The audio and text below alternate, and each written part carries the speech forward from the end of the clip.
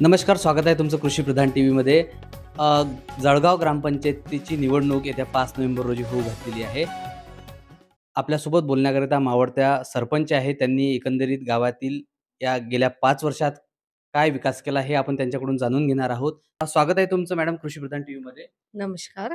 मला तुम्ही सांगा, गेल्या 5 वर्षात तुम्ही जळगावाच्या प्रथम नागरिक म्हणून एकंदरीत तुम्ही काम बघितलं. कोणत्या-कोणत्या योजना राबविल्या आणि कोणत्या-कोणत्या तुम्ही पूर्णत्वास नेल्या आणि कोणते तुमचे अपूर्ण राहिले काम? हो, मला ज्या काही प्रतिक्रिया दिल्या आहेत विरोधकांनी, त्याबाबतच मुद्देनिहाय बोलायचं होतं. कारण की राजकीय दबावातून काम करता आले नाही, की बाबा यांना काम करताच नाही आले, असं हास्यास्पद जे माझ्यावर त्यांनी प्रत्यारोप केलेले आहेत. त्यांनी असंही म्हटलं होतं, की वार्ड क्रमांक 3 मध्ये ते 3दा निवडून आले आणि त्यांनी तिथला विकास केला. पण एका वार्डाचा विकास म्हणजे पूर्ण गावाचा विकास नव्हे. गावाचा विकास करावा लागेल, तर सरपंचाला पूर्ण गावाचा विचार करावा लागतो. त्यानुसार मी त्या गावाच्या विकासासाठी प्रयत्न केले आहे. कुठल्याही डी-पी-डी-सी किंवा अशा कुठल्याही विकास कामाच्या अडथळा न येऊ देता मी गावाच्या विकासासाठी ठराव घेऊन तो त्यांना किंवा कुठल्याही व्यक्तींना काढून दिला आणि त्यानुसारच आपल्या गावामध्ये कामं झालेली आहेत. त्यातून मी एक छोटंसं उदाहरण देतो. वर्धमणेरी जळगाव रस्ता. तो पण मी आल्यानंतरच आपण बघत असाल तर तो झालेला आहे. त्याचप्रमाणे परतोडा आणि जळगाव रस्ता, शाळेच्या मुलांकरिता बसची सुविधा, त्याचप्रकारे आरोग्य जे केंद्र आहे आपलं, त्याची सुद्धा दुरुस्ती, स्टाईल बसवणे, त्याचप्रकारे आपल्या इथे कोरोना हा महारोग आलेला होता. पण आपल्या गावामध्ये तो जास्त पसरला नाही कारण की त्याची आपण पूर्ण काळजी घेतलेली आहे. त्याचप्रमाणे गावात फवारणी करणे, जे पेशंट आलेले होते, जे पॉझिटिव्ह होते, त्यांची स्वतः जाऊन म्हणजे जे काही डिस्टन्स आहे ते बाळगून आपण त्यांची खबरदारी घेतली, त्यांना व्यवस्थित औषधे दिले. त्याचप्रमाणे त्यांची आपण आरोग्याची देखभाल सुद्धा केलेली आहे. आणि अशा प्रकारे आपण कोरोनामध्ये अ, न भीता एक प्रत्येकाच्या घरी जाऊन मी तो डिस्टन्स पाळून त्यांना आरोग्याची काळजी घेण्यासाठी सर्वांना मी तसं सूचना देऊन त्यांची ते देखभाल केलेली आहे. फक्त आहे त्यामध्ये प्रत्येक गावालाच घनकचऱ्यामधून गावाची खड्डे, त्याचप्रमाणे डस्टबिन वाटप आणि कचऱ्याची विल्हेवाट लावणे हा पहिला टप्पा आणि दुसरा टप्पा म्हणजे बंदिस्त नाली. तर हा टप्पा पूर्ण होतपर्यंत थोडा वेळ लागतो. कालावधी विकासाचा जो रथ राहते, तो यांनी तुटला म्हणून सांगितले आहे. ही जी वाक्य आहे, याला मी सहमत अजिबात नाही. कारण की माझ्या काळात 10 सचिव होऊन गेले. या 10 सचिवांच्या मध्ये असं असते, ग्रामपंचायत चालवताना सचिव हा ग्रामपंचायतचा दुवा असतो. आपल्या घरी जर लाईट नसेल, तर आपण जाऊन बाजारातून विकत आणतो. कारण की आपण आपल्या घरचे सर्वेसर्वा असतो. पण आपल्याला ग्रामपंचायतमध्ये जर कुठलंही काही करायचं असेल, तर आपल्याला सचिवाची गरज असते. साधारण जो मूलभूत सोयी आहेत, त्या पण मी सचिव नसताना गावाला पुरवण्याच्या आणि गावाच्या गरजा भागविण्याचा प्रयत्न केला. कधीच असा पाण्याचा किंवा लाईटचा आणि साफ-सफाईचा अडचण येऊ दिली नाही.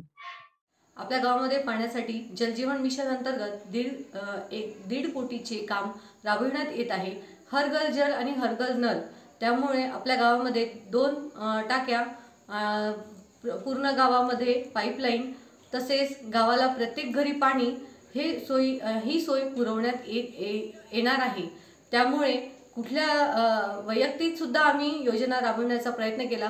मनरेगा अशी योजना आहे की त्यामध्ये सर्वांना वैयक्तिक लाभ दिला जातो. त्यामधून आपण गावाच्या नुसत्या रस्त्या आणि नाल्या हाच विकास न करता गावांच्या घटकांचा विकास करणे म्हणजे गावाचा विकास करणे हे माझे ध्येय आहे आणि ते मी पूर्ण करण्याचा प्रयत्न देखील केलेला आहे. मी विकास काम थांबविण्याचा प्रयत्न केला नाही. कारण की कुठलंही विकास काम समजा जी काही गावात विकास कामाबाबत उद्घाटने झाली, त्यामध्ये एकाही ठिकाणी मला बोलवण्यात आलं नाही. पण तरीही मी तो राग, तो रोष न धरून ठेवता गावाच्या विकासाचे ठराव काढून दिले आणि ती गावात कामं झालेले आहेत आणि ते तुम्ही प्रत्यक्ष बघताच आहेत. बहिणाबाई देवस्थान इथे तुम्ही बघताच आहेत की 30 लाख रुपये निधी इतका मंजूर झालेला आहे. पण ग्रामपंचायतीने ठराव घेऊन जर तो ठराव पारित करून दिला नसता, तर आपल्या गावामध्ये 30 लाख इतका निधी मंजूर झालेला असता. त्यामुळे थोडं तरी तुम्ही लक्ष जर दिलं, तर गावात सरपंच याचंच प्रथम काम आहे. त्यानंतर तुम्ही तो निधी आपल्या गावामध्ये आणू शकता. पण त्याला मी कधीच अडथळा निर्माण केलेला नाही. गावाचा विकास हा फक्त गावाच्या पातळीवर नसून तर बाहेरच्या पातळीवर सुद्धा करण्याचा मी प्रयत्न केलेला आहे. ते काही त्यांच्या विरोधात होते. ते त्यांच्या आज सोबत आहे. ते गावाचा विकास नाही तर स्वतःचा विकास करण्यासाठी सज्ज झालेले आहेत.